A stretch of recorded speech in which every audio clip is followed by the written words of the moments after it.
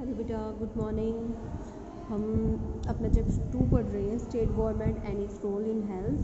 कल हमने पढ़ा था चीफ मिनिस्टर और गवर्नर के बारे में, उनकी पावर्स के बारे में। आज हम करेंगे स्टेट लेजिस्लेचर्स, जो राज्य की विधान पालिकाएँ हैं उनके बारे में।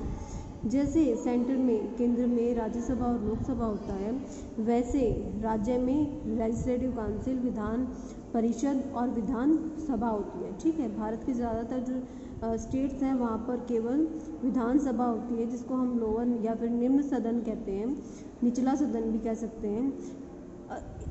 व्हेन स्टेट, जब एक राज्य में केवल एक हाउस होता है या एक सदन होता है, तो उसको हम यूनिकैमरल या फिर एक सदनीय विधान पालिका कहेंगे। ठीक है, जो राज्य जहाँ पे दो हाउसेज दोनों ही होंगे, विधान परिषद और विधानसभा, उनको हम कहेंगे द्विसदनीय राज्य। ठीक है, अब विधान परिषद, जिसको हम लेजिस्लेटिव काउंसिल भी कहते हैं, उसके बारे में देख लीजिए। जो विधान परिषद के जो मेंबर्स होते हैं, उनको अलग अलग बॉडीज से इनडायरेक्टली चुना जाता है। सबसे पहले जो इलेक्टोरेट्स या फिर जो निर्वाचक होते हैं, मतदाता होते हैं, वो कितना 1/3 मेंबर चुनते हैं चुने हुए सदस्यों में से। ठीक है, ये डायरेक्ट इनके कभी भी चुनाव नहीं होते बेटा। फिर देखिए, जो विधानसभा के सदस्य होते हैं, वो 1/3 सदस्यों को चुनते हैं। फिर स्नातकों के जो निर्वाचन क्षेत्र बनाया जाता है, जो 1/12 सदस्यों को चुनते हैं। सेकेंडरी स्कूल, कॉलेजेस और यूनिवर्सिटीज़ के जो टीचर्स होते हैं, वो 1/12 सदस्यों को चुनते हैं। ठीक है बेटा, अब जो 1/6 जो मेंबर्स हैं, उनको राज्य का जो राज्यपाल होता है, वो नॉमिनेट, नामांकित करता है। जो प्रसिद्ध लोग हैं, कहाँ से, म्यूज़िक, आर्ट, साइंस या सोशल, जो सामाजिक सेवाएं हैं, इन क्षेत्रों से प्रसिद्ध जाने माने लोगों में से कुछ लोगों को अपने आप ही चुनता है। ठीक है, फिर है विधानसभा, जिसको हम लेजिस्लेटिव असेंबली कहते हैं, और ये लोअर हाउस होता है। विधान परिषद अपर हाउस होता है। ठीक है बेटा, जो विधानसभा के सदस्य हैं, वो प्रत्यक्ष चुनाव की प्रक्रिया के द्वारा लोगों के, राज्य की जनता द्वारा चुने जाते हैं। ठीक है, जो मेंबर्स हैं, उनकी जो संख्या है, वो राज्य के आकार और जनसंख्या पर निर्भर करती है। जो विधानसभा है, इसमें किसी भी राज्य की विधानसभा में 500 से ज़्यादा सदस्य नहीं हो सकते हैं। जो चुनाव है, वो यूनिवर्सल एडल्ट फ्रेंचाइज, या फिर हम ये भी कह सकते हैं चुनाव सार्वभौमिक वयस्क मताधिकार, मतलब इसमें सभी भी जो राज्य के एडल्ट होते हैं, जिनका वोटर आईडी बना होता है, वो चुनाव की प्रक्रिया में शामिल होते हैं।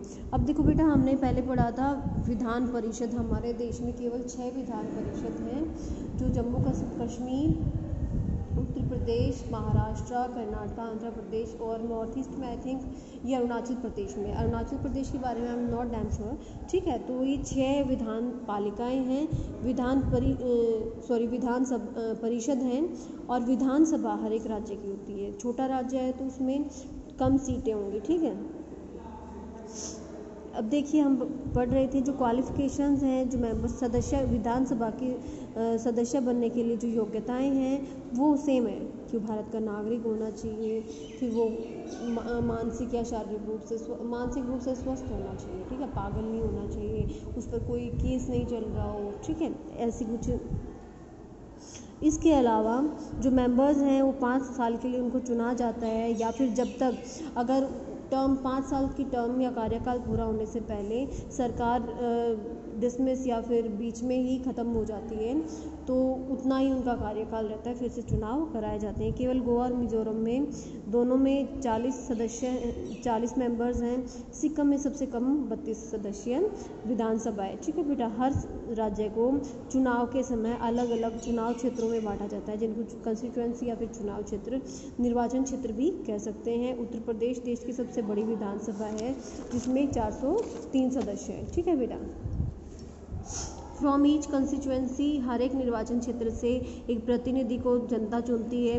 ये जो प्रतिनिधि है, ये किसी भी पॉलिटिकल पार्टी से बिलोंग कर सकता है, या फिर अपना खुद का स्वतंत्र चुनाव भी लड़ सकता है, जिसको हम निर्दलीय उम्मीदवार कहते हैं। वो किसी भी पार्टी से, किसी या दल से नहीं रिलेट करते। जो पॉलिटिकल पार्टी है, जिस भी राजनीतिक पार्टी के ज़्यादा सदस्य जीतते हैं, सपोज किसी राज्य में 200 सीटें, अगर किसी पार्टी ने उसमें से 110 सीट जीत ली है तो जिस पार्टी ने 110 सीटें जीती हैं वो पार्टी क्या करेगी, मेजॉरिटी पार्टी या फिर बहुमत के आधार पर, बहुमत प्रणाली के आधार पर वो पार्टी क्या करेगी, अपनी मेजॉरिटी के आधार पर अपनी सरकार बनाएगी। ठीक है, इसको मेजॉरिटी सिस्टम भी कहा जाता है।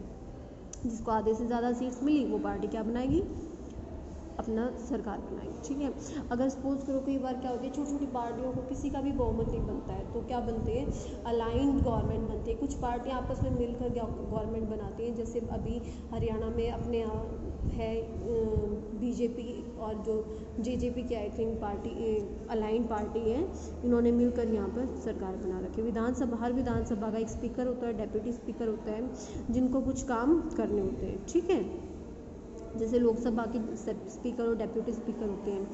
स्पीकर का काम क्या होता है, सबसे पहले वो क्या करता है, विधानसभा के बैठकों की अध्यक्षता करता है। कोई भी कानून या फिर जो प्रस्ताव है वो स्पीकर की परमिशन के बिना पास नहीं किया जा सकता है।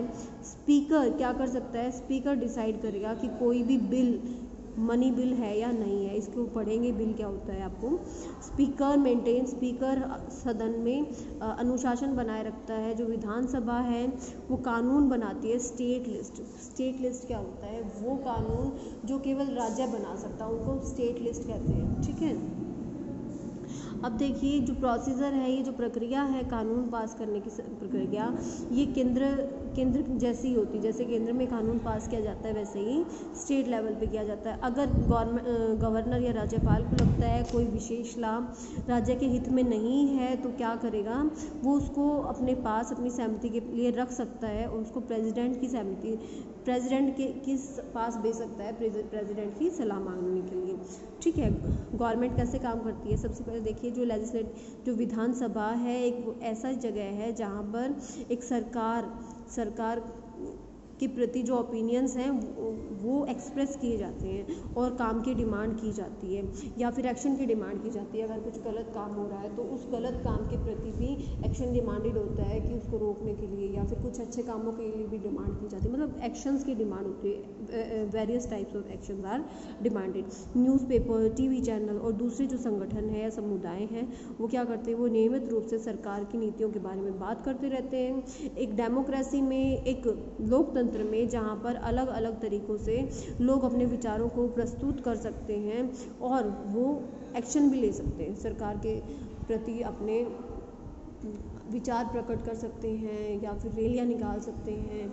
ठीक है, सिग्नेचर जो मूवमेंट है वो चला सकते हैं, मतलब एक्शन ले सकते हैं। जो पीपल इन पावर, जो लोग शक्ति में होते हैं, जैसे चीफ मिनिस्टर और जो दूसरे मिनिस्टर हैं वो काम करते हैं, उनके पास काम करने की शक्तियाँ होती हैं। इसके अलावा वो अलग अलग डिपार्टमेंट्स, अलग अलग विभागों के द्वारा काम करते हैं किसी भी राज्य में। जैसे पब्लिक वर्क, जिसको PWD कहते हैं, public work department, agriculture department, health department, education department and so on, many other departments are there. उनको विधानसभा में पूछे गए सवालों के प्रश्नों के जवाब देने पड़ते हैं और लोगों को समझाना पड़ता है कि उन्होंने जो सवाल पूछे हैं, जो क्वेश्चन पुट किए हैं, उनके प्रति भी कदम भी उठाए जाएंगे। ठीक है, इसी समय एट द सेम टाइम जो न्यूज़पेपर, जो मीडिया है वो विस्तृत रूप से अलग अलग मुद्दों के बारे में डिस्कस करते हैं और सरकार को उनके प्रति रिस्पॉन्ड करना पड़ता है। मतलब सरकार आंसरेबल है कि अगर कुछ अच्छा काम करते हैं तो उसके प्रति भी उनको क्वेश्चंस का जवाब देना पड़ता है, अगर गलत करते हैं तो भी उनको जवाब देना पड़ता है। एग्जाम्पल के लिए by holding the press conference, उनको प्रेस कॉन्फ्रेंस बुलानी पड़ती है जिसमें समय समय पर जो कुछ मुद्दे होते हैं उनके बारे में उनको जवाब देना पड़ता है। ठीक है, आगे देखिए जो सरकार है उसको नए लाभ बनाने पड़ते हैं राज्य में, किसके, जैसे साफ़ सफाई, सैनिटेशन को हम स्वास्थ्य रक्षा भी कह सकते हैं, साफ़ सफाई भी वैसे सैनिटेशन का मतलब सफाई होता है, और हेल्थ फैसिलिटी, जो स्वास्थ्य सुविधाएं होती हैं, इनके प्रति नए कानून बनाने पड़ते हैं। एग्जाम्पल के लिए ये कंपलसरी है कि हर एक म्यूनसिपल कॉरपोरेशन या फिर जो नगर निगम है उसके लिए कंपलसरी है ये इंश्योर करना कि उनके शहरी क्षेत्र में उचित मात्रा में, उचित संख्या में टॉयलेट्स बने हों, और इसको ये भी पक्का करना होता है कि हर गांव में एक हेल्थ स्वास्थ्य कर्मी को अपॉइंट किया जा सके। जो लॉ मेकिंग की जो प्रोसेस होती है, कानून बनाने की जो प्रक्रिया होती है, वो क्या होती है, हर राज्य में अलग अलग होती है। ठीक है बेटा, अब देखिए अलग अलग जो गवर्नमेंट डिपार्टमेंट्स होते हैं वो क्या करते हैं, इन कानूनों को लागू करते हैं। बाद में और देखो स्टेट में जब कानून बनने होते हैं तो विधानसभा या विधान परिषद में बनते हैं, जब केंद्र में कानून बनते हैं, पूरे देश के लिए कानून बनाया जाता है तो वो पार्लियामेंट में बनता है। एक डेमोक्रेसी में जो लोग हैं, जनता है, वो रिप्रेजेंटेटिव्स को चुनते हैं, किसको, एमएलएज को। इसलिए सबसे ज़्यादा पावर किसको, ही जिन्होंने एमएलएज को चुना है, मतलब जनता के पास सबसे ज़्यादा अथॉरिटी है, पावर है। जो रूलिंग पार्टी या फिर जो सरकार पावर में है उसके जो मेंबर्स होते हैं वो सरकार बनाते हैं और उनमें से ही कुछ मेंबर्स को मंत्रियों के पद पर बनाया जाता है, कुछ को मंत्री बनाया जाता है। कैसे, एक बिल ला बनता है। ठीक है, लेजिस्लेटिव विधान पालिका का सबसे महत्वपूर्ण कार्य है कानून बनाना, जो कि स्टेट लिस्ट में उन विषयों पर जो कि स्टेट लिस्ट में शामिल हैं। जो प्रपोजल है, जो प्रस्ताव है, किसी भी कानून को बनाने का जो प्रस्ताव होता है उसको बिल कहते हैं। ठीक है बेटा, किसी भी कानून को बनाने का जो सबसे पहले प्रपोजल लाया जाता है उसको ही बिल कहते हैं। बिल दो तरह का हो सकता है, साधारण बिल और मनी बिल। साधारण बिल दूसरे मुद्दों से रिलेट करता है, पैसे के अलावा जितने भी बिल होते हैं उनको ऑर्डिनरी बिल या साधारण बिल कहा जाता है। और जो ऑर्डिनरी बिल है ये किसी भी सदन में पास किया जाता है, विधानसभा में भी पास किया जा सकता है और विधान परिषद में भी। लेकिन जो मनी बिल है उसको केवल विधानसभा में ही पास किया जा सकता है। प्रोसीजर देख लीजिए, सबसे पहले जो उसका जो प्रपोजल होता है या फिर बिल होता है उसको हाउस में लाया जाता है, उसका टाइटल पढ़ा जाता है और इस रीडिंग को, उसका जो डिटेल रीड आउट होता है उसको फर्स्ट रीडिंग कहते हैं। ठीक है, अब देखिए जो सेकंड रीडिंग होती है ये एक सबसे महत्वपूर्ण स्टेज है बिल को पास करने की, क्योंकि बिल से संबंधित एक कमेटी बनाई जाती है और उस बिल से लेकर उस बिल में जितने भी पॉइंट होते हैं उन सबका एक विस्तृत डिस्कशन लिया।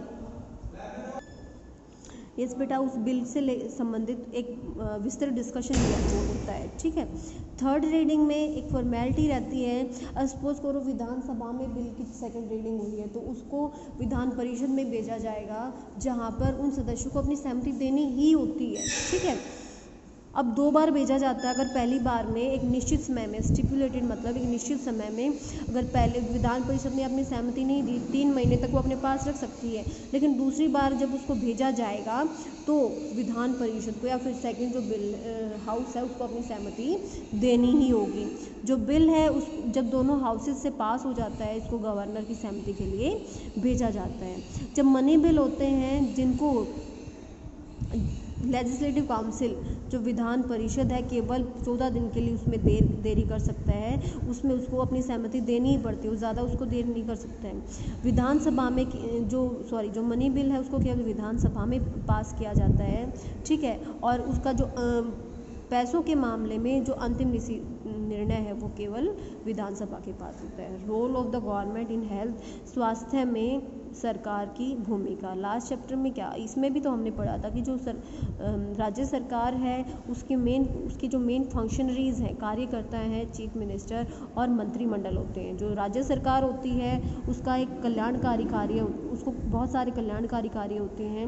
राज्य का ही उत्तरदायी होता है ये पक्का करना कि जो राज्य की जो जनता है उसको उचित स्वास्थ्य, शिक्षा, रोजगार, रहने की सुविधा, अच्छा निर्माण मिले, किसमें, रोड में, ड्रेनेज, नालियाँ, इलेक्ट्रिसिटी, ये सब सुविधाएं उसको मिले। ठीक है, इंफ्रास्ट्रक्चर किसी भी देश का एक बेसिक ढांचा होता है। ठीक है,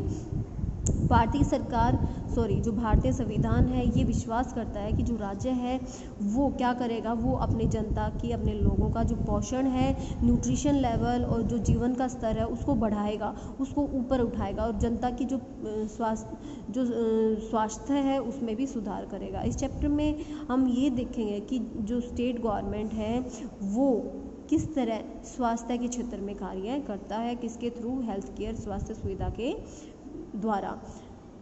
जो ऊपर हमने स्टेटमेंट पढ़ी है उसके आधार पर हम ये कह सकते हैं कि जो हेल्थ है, स्वास्थ्य है, वो मानव अधिकार का एक इशू है और इसका हनन होना, इसका वायलेशन होना क्या हो सकता है, मानव अधिकारों का हनन होता है। ठीक है, इसलिए ये ये बहुत ही महत्वपूर्ण रोल है सरकार के द्वारा निभाया जाने वाला कि लोगों को हेल्थ केयर अवश्य मिले। अब देखिए, डू यू नो में एक छोटा सा है, इंडिया है वो विश्व में दवाइयाँ उत्पादन करने में उसका तीसरा स्थान है। What is health? हेल्थ क्या है ये कल पढ़ेंगे बेटा, काफ़ी लंबी वीडियो हो गई है, ठीक है। So keep studying and have a nice day.